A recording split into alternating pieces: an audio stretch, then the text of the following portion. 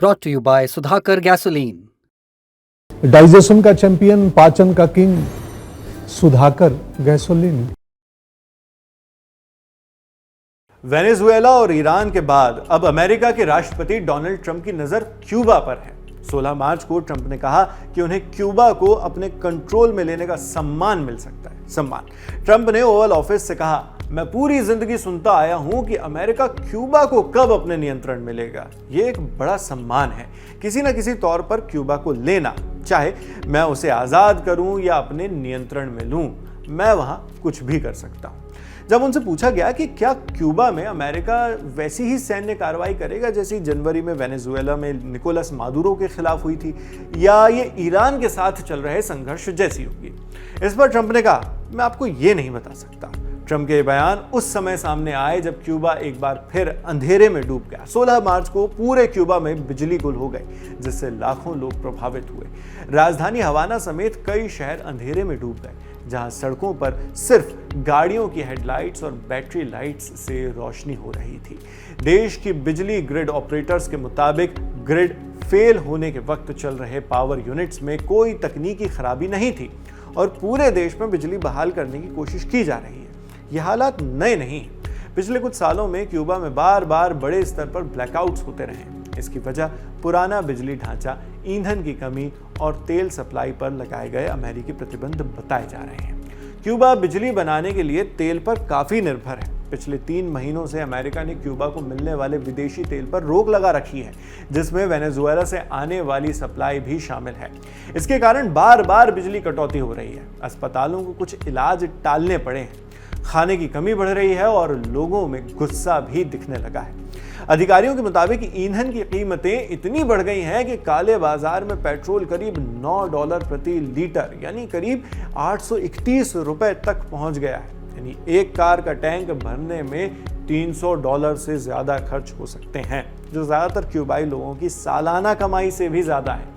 Cuba सरकार का कहना है कि यह संकट अमेरिकी प्रतिबंधों की वजह से, जबकि आलोचक कहते हैं कि देश के बिजली ढांचे में लंबे समय से निवेश यानी इन्वेस्टमेंट की कमी भी एक बड़ी वजह है। 14 मार्च को क्यूबा के मोरोन शहर में लोग बिजली और खाने की दिक्कतों को लेकर सड़कों पर उतर आए।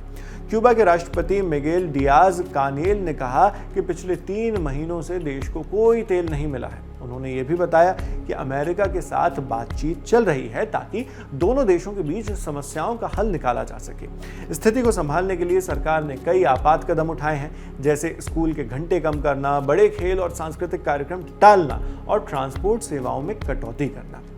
क्यूबा में पावर प्लांट 40 साल से ज्यादा पुराने हैं और अपनी क्षमता से ज्यादा चल रहे हैं। देश में जो कच्चा तेल इस्तेमाल होता है वो भारी और कम गुणवत्ता वाला है, कम क्वालिटी वाला, जिससे मशीन्स पर दबाव बढ़ता है और बिजली उत्पादन यानी इलेक्ट्रिसिटी प्रोडक्शन कम हो जाता है। पहले वेनेजुएला क्यूबा को सस्ता तेल दे देता था, जिससे उसकी ऊर्जा व्यवस्था चलते रहती थी, लेकिन जनवरी 2026 में निकोलस मादुरो के हटने के बाद से ये सप्लाई बंद हो चुका है, जिससे क्यूबा की हालत और खराब हो गई। इन सब के बीच अमेरिका और क्यूबा के रिश्तों में भी तनाव बना हुआ है। हालांकि दोनों देशों के बीच बैक चैनल बातचीत तो जारी है। इसमें कैदियों के बदले तेल जैसे फॉर्मूलों पर चर्चा हो रही है। क्यूबा ने 51 राजनीतिक कैदियों को रिहा करने की बात कही है, जबकि अमेरिका सीमित स्तर पर तेल की सप्लाई देने पर विचार कर रहा है। लेकिन न्यूयॉर्क टाइम्स की रिपोर्ट के मुताबिक अमेरिका की एक बड़ी मांग यह भी है कि क्यूबा के राष्ट्रपति मिगेल डियाज कानेल को सत्ता से हटाया जाए। हालांकि डियाज कानेल ने कहा है कि बातचीत बराबरी, सम्मान और संप्रभुता के सिद्धांतों पर होनी चाहिए, सोवरेनिटी। ट्रंप ने वेनेजुएला में बदलाव और ईरान के साथ संघर्ष के बाद संकेत दिए हैं कि क्यूबा अगला निशाना हो सकता है। उन्होंने क्यूबा पर दबाव बढ़ाते हुए वेनेजुएला से तेल सप्लाई बंद कर दी और उन देशों पर टैरिफ लगाने की धमकी दी जो क्यूबा को तेल बेचते हैं। हालांकि पिछले कई दशकों से अमेरिका ने क्यूबा की कम्युनिस्ट सरकार का विरोध जरूर किया है, लेकिन 1962 के क्यूबा मिसाइल संकट के बाद हुए समझौते के तहत उसने क्यूबा पर हमला न करने का वादा भी निभाया है। फिलहाल व्हाइट हाउस ने यह साफ नहीं किया है कि क्यूबा में किसी संभावित सैन्य कार्रवाई का कानूनी आधार क्या होगा। देश और दुनिया की दूसरी बड़ी खबरें भी हम आप तक इसी तरह लाते रहेंगे। आपके लिए तमाम जानकारी जुटाकर इस वीडियो की स्क्रिप्टिंग की है हमारी साथी निकिता ने। मैं हूं शेख नावेद, देखते रहिए लल्लन टॉक।